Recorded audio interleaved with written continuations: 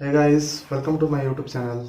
I am Manish Chauhan and in this video we are discussing about chemical reaction and equation. A chemical reaction is a process in which the original substance lose their nature and identity and form new substance with different property. तो इसका कहने का मतलब ये है कि chemical reaction वो होता है जिसमें कि एक कोई भी चीज़ है वो अपनी असली वास्तविकता खो देती है और एक नए वास्तविकता में आ जाती है। जैसे कि कोई भी वस्तु हो जो वो ओरिजिनल में हो और उसकी जितनी भी प्रॉपर्टी है वो अपनी ओरिजिनल प्रॉपर्टी खो देती है और एक नई प्रॉपर्टी के साथ एक नई चीज़ बन के निकलती है। जैसे कि अगर पानी है और उसको हम ठंडा करेंगे तो वो पूरा टोटली अपना प्रॉपर्टी खो के और एक आइस के फॉर्म में आ जाएगी। वाटर जो था पहले लिक्विड फॉर्म में था, लेकिन जब उसमें केमिकल रिएक्शन कुछ हुए तो वो सॉलिड फॉर्म में आ गया।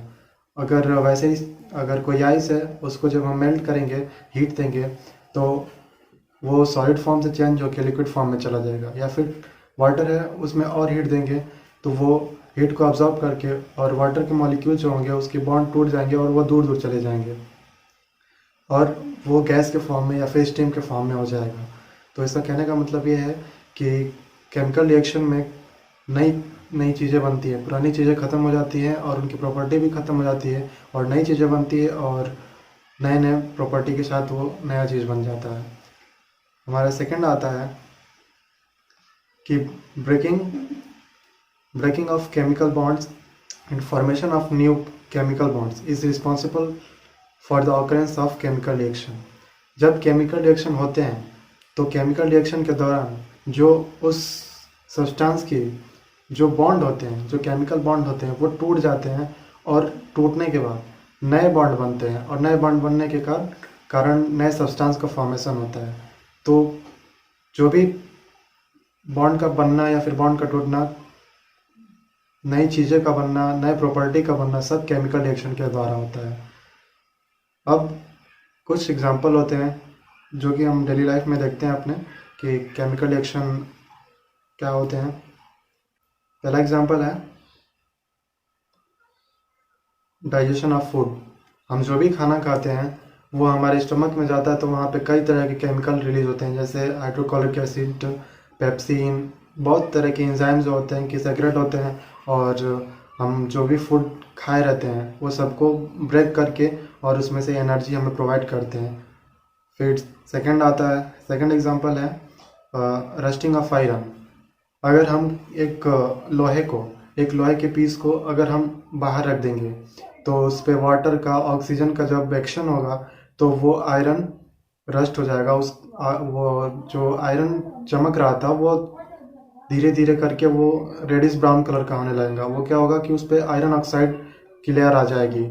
वो आयरन जो होगा कोरोड होने लगेगा, वो ख़त्म होने लगेगा क्योंकि उस पर ऑक्सीजन और वाटर ने अटैक किया और वहाँ पे केमिकल रिएक्शन हुआ और केमिकल रिएक्शन के दौरान जो आयरन रॉड के एटम के बीच में जो अट्रैक्शन फोर्स था या फिर जो बॉन्ड थे वो टूटने लगे और वाटर और ऑक्सीजन के बॉन्ड वहाँ पे मिलकर और आयरन ऑक्साइड का फॉर्मेशन कर दिया, जिससे वहाँ पे कोरोजन होने लगता है, तो उसे रस्टिंग कहते हैं।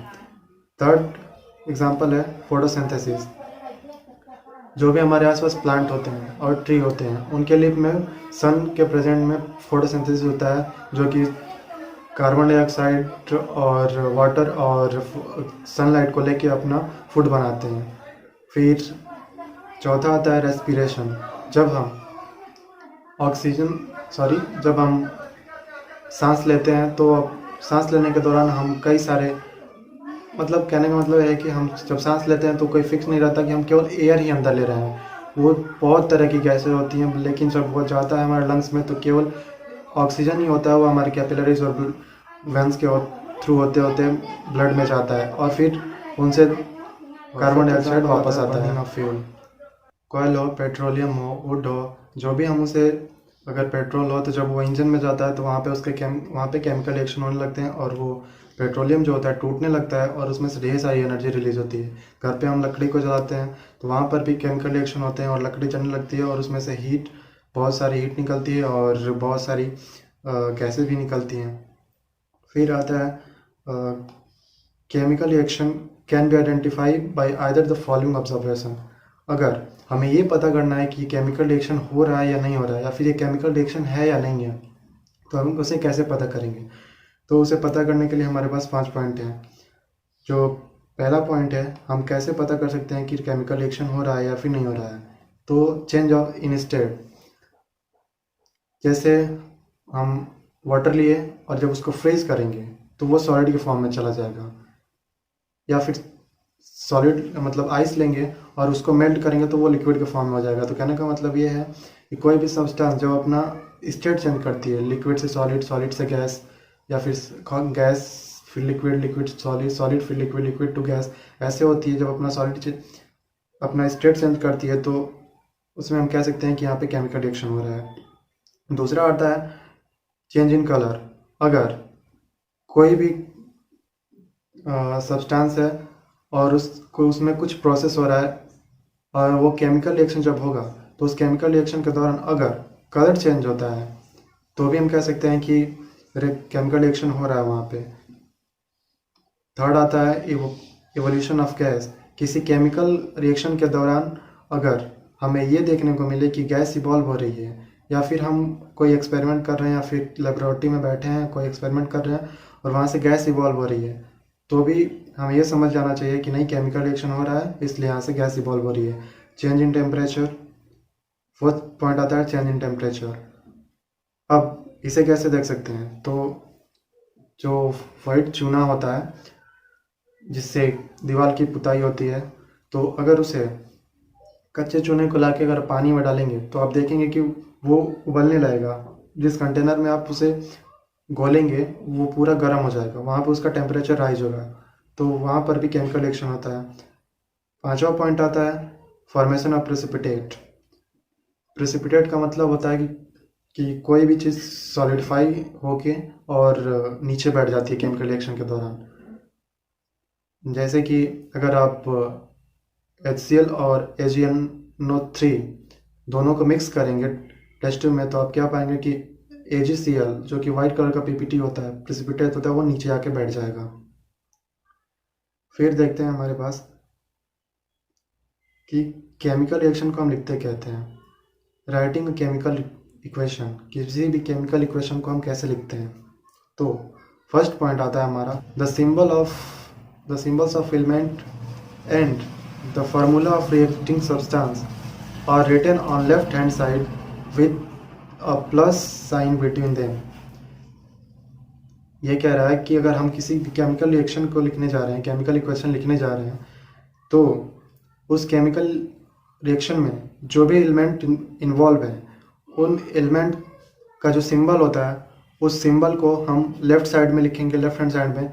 और जैसे दो एलिमेंट है, जैसे हमारे पास ऑक्सीजन है और हाइड्रोजन है, ऑक्सीजन और हाइड्रोजन मिलके वाटर का फॉर्मेशन कर रहा है, तो वहाँ पे हम हाइड्रोजन का जो सिंबल होता है H और ऑक्सीजन का जो सिंबल होता है O2, इन दोनों को H2 और O2 दोनों को लिखेंगे और उन दोनों के बीच में प्लस का साइन देंगे। ये भी लिखा है plus sign, oxygen plus hydrogen लिखेंगे। देन दूसरा पॉइंट आता है the symbol and the formula of the substance formed are written on the right hand side with the plus sign. ये कह रहा है कि अगर जो सब्सटेंस रिएक्शन के द्वारा बन रहा है, उस केमिकल रिएक्शन में जो प्रोडक्ट बन रहा है, हमारा सब्सटेंस बन रहा है, उसे हम राइट हैंड साइड में लिखेंगे। अगर सब्सटेंस एक बन रहा है तो प्लस साइन की कोई ज़रूरत नहीं है, लेकिन अगर प्रोडक्ट एक से अधिक बन रहा है तो उसे प्लस साइन के द्वारा लिखा जाएगा। फिर थर्ड आता है कि an arrow sign is put between the reactant and product. Left hand side में और राइट हैंड साइड में हमने जो भी चीज़ें लिखी हैं उनके बीच में एक एरो रहेगा जो कि हमें बताता है कि रिएक्शन लेफ्ट हैंड साइड से राइट हैंड साइड जा रही है, या फिर जो लेफ्ट हैंड साइड में है वो रिएक्टेंट है और वो रिएक्टेंट में केमिकल रिएक्शन हो रहा है और उस केमिकल रिएक्शन के दौरान जो प्रोडक्ट बन रहा है वो राइट हैंड साइड में बन रहा है। फिर फोर्थ आता है the physical state of the reactant and the product also mention in the chemical equation.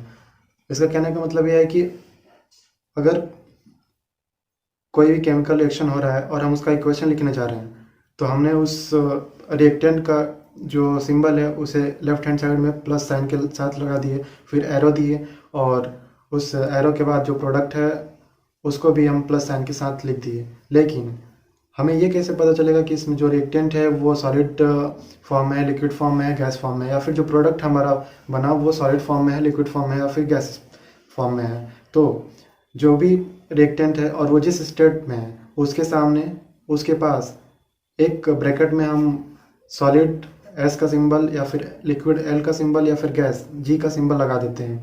जैसे कि जब रिएक्शन हो रहा है कि hydrogen plus oxygen equal to arrow देने के बाद वाटर का फॉर्मेशन हो रहा है, तो वहाँ पे जो ऑक्सीजन होगा वो भी गैस फॉर्म में होगा और हाइड्रोजन जो होगा वो भी गैसेस फॉर्म में होगा।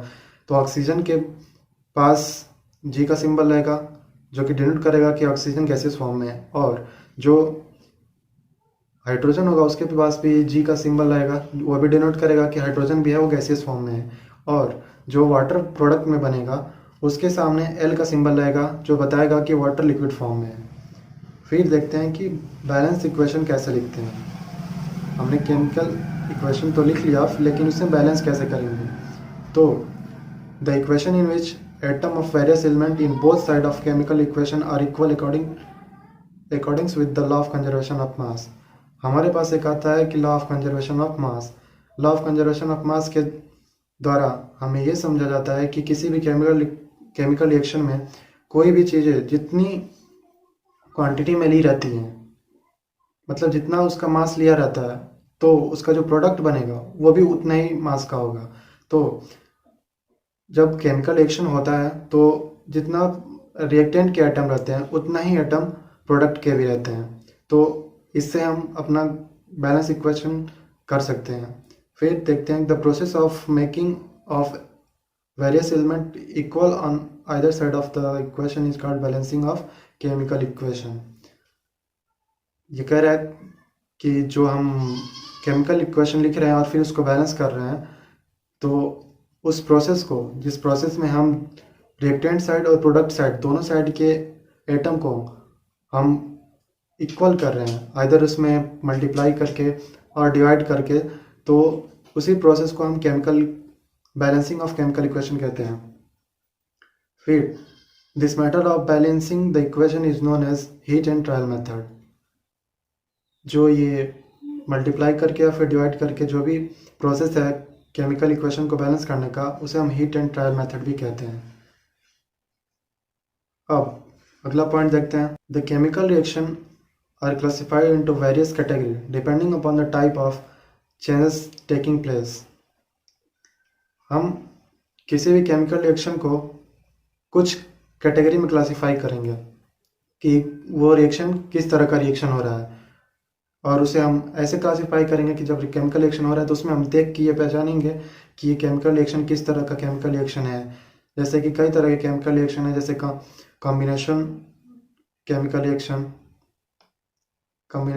Reaction, decomposition reaction, displacement reaction, neutralization reaction, और जो फिफ्थ नंबर है वो है रिडॉक्स रिएक्शन। तो कॉम्बिनेशन रिएक्शन क्या होता है कि 2 या 3 एलिमेंट आपस में कंबाइन होते हैं और एक नया प्रोडक्ट बनाते हैं, जैसे कि ऑक्सीजन एंड हाइड्रोजन, वो दोनों आपस में कंबाइन हुए और वाटर को फॉर्मेशन किए। फिर डिकम्पोजिशन रिएक्शन क्या होता है कि एक कोई भी मॉलिक्यूल है या फिर कंपाउंड है, उसमें हीट वगैरह देने पे वो टूट जाता है। जैसे कि वाटर है, अगर उसका इलेक्ट्रोलिसिस करेंगे, एक कंटेनर में वाटर लेंगे और उसमें 2 बैटरी के रॉड लगा देंगे और बैटरी को ऑन कर देंगे, तो वहाँ पे देखेंगे कि एक एनोड से जो है कि ऑक्सीजन इवॉल्व हो रहा है और कैथोड से हाइड्रोजन इवॉल्व होगा। फिर डिस्प्लेसमेंट रिएक्शन में क्या होता है कि 2 रिएक्टेंट इन्वॉल्व रहते हैं और उसमें से एक जो रिएक्टेंट होता है वो थोड़ा स्ट्रांग रहता है। तो वो स्ट्रांग रिएक्टेंट क्या करता है कि वीक रिएक्टेंट में जो भी कटायन होते हैं या फिर एनायन होते हैं उनको डिस्प्लेस करके और अपने जाके उनके साथ बॉन्ड बना लेता है। और बॉन्ड इसलिए बनाता है कि वो पहले जिस बॉन्ड में रहता है वो बॉन्ड स्टेबल नहीं होता है, इसलिए अपने को स्टेबिलिटी लाने के अंदर अपने अंदर स्टेबिलिटी लाने के लिए वो क्या करता है कि वो डिस्प्लेस करके और खुद वहाँ पे जाके बैठ जाता है। फिर ऐसे ही न्यूट्रलाइजेशन रिएक्शन है, जैसे न्यूट्रलाइजेशन रिएक्शन में क्या होता है कि एसिड रिएक्ट विथ बेस। अगर कोई एसिड है वो बेस के साथ रिएक्ट किया तो वो न्यूट्रलाइज हो गया और वहाँ पे साल्ट और वाटर का फॉर्मेशन कर दिया। फिर आता है रेडॉक्स रिएक्शन। रेडॉक्स रिएक्शन क्या होता है कि उसमें ऑक्सीजन ऑक्सीडेशन एंड रिडक्शन दोनों साथ में होता है। ऑक्सीडेशन का मतलब कि उस किसी भी रिएक्टेंट के साथ ऑक्सीजन का जुड़ना या फिर हाइड्रोजन का निकलना।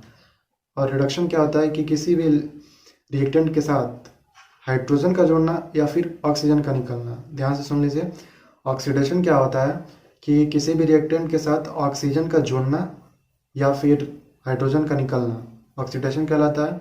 और रिडक्शन क्या होता है कि किसी भी रिएक्टेंट के साथ हाइड्रोजन का जुड़ना और ऑक्सीजन का निकलना रिडक्शन होता है। और जब ये दोनों चीज़ें ऑक्सीडेशन और रिडक्शन जब दोनों चीज़ें साथ होने लगती हैं तो उसे रेडॉक्स रिएक्शन कहते हैं। अगला पॉइंट है हमारे पास कोरोजन। तो कोरोजन क्या होता है, तो पहले ये जान लीजिए। कोरोजन जैसे कि रस्टिंग ऑफ आयरन जानते हैं आप, लोहे पे जंग लग जाती है, उसे कोरोजन कहते हैं। तो the surface of reactive metal are attacked by air, water and other substance around it. एक कोई भी रिएक्टिव मेटल है, कोई भी रिएक्टिव धातु है, तो उस पर जब हवा, पानी या फिर किसी भी और अदर सब्सटेंस जो कि बाहर के हैं उन पे जब अटैक करते हैं and corrode while the process, उसे पूरा अंदर से खदेड़ देते हैं। It is a redox reaction where metal get oxidised to metal oxide and oxygen get reduce to oxide ion. यहाँ पे आपने देखा रेडॉक्स रिएक्शन जिसमें कि ऑक्सीडेशन एंड रिडक्शन दोनों होता है। तो जो कोरोजन प्रोसेस है, कोरोजन में रेडॉक्स रिएक्शन होता है जिसके अंतर्गत क्या होता है कि जो मेटल होता है वो ऑक्सीजन के साथ कंबाइन होके मेटल ऑक्साइड का फॉर्मेशन कर देता है और ऑक्सीजन खुद रिड्यूस होकर ऑक्साइड के आयन बना लेते हैं। Rust is mainly hydrated iron oxide Fe2O3XH2। Rusting is mainly hydrated iron 3 oxide. Rusting weaken the surface of the body of the vehicle, bridge and iron railing। जब हमारे पास कोई भी लोहे की चीज़ होती है, आयरन की कोई भी सब्सटेंस होते हैं, जैसे कि हमारे पास व्हीकल हुआ, व्हीकल के बॉडी हुए, हमारे जो बड़े बड़े पुल होते हैं, या फिर आयरन की जो हमारे छत पे रेलिंग बनी होती है, तो उस पर हवा, पानी या फिर और भी सब्सटेंस के अटैक के कारण वहाँ पे रस्टिंग होने लगती है। और रस्टिंग के दौरान क्या होता है कि हमारे जो साइकिल होती है, बाइक होती है, कार होती है, उन पे जंग लग जाता है। हमारी जो ब्रिज होती हैं उन ब्रिजों में जंग लग जाता है जिससे ब्रिज हमारी कमज़ोर हो जाती हैं और कुछ टाइम के बाद गिर जाती हैं। या फिर हमारे छत पे जो रेलिंग लगा रहते हैं वो भी बारिश के दिन में ज़्यादातर करके रस्ट लग जाता है और वो कमज़ोर बनाने लगते हैं। फिर अगला पॉइंट है कि रस्टिंग होती है तो उसे हम कैसे बच सकते हैं। तो पहला पॉइंट आता है कि iron articles should be painted. आपने प्राइमर का नाम तो सुना ही होगा। जब भी हमारे घरों में या फिर कहीं भी नई चीज़ें लोहे की बन के आती हैं तो उस पर सबसे पहले प्राइमर लगाए जाते हैं, फिर पेंट लगा दिए जाते हैं। पेंट लगाने से क्या होता है कि उस पर एक लेयर बन जाती है, उस आयरन पे लेयर बन जाती है और उस लेयर के कारण जो एयर या फिर वाटर जो होता है वो आयरन पे अटैक नहीं कर पाता, जिससे रस्टिंग नहीं हो पाती। दूसरा पॉइंट आता है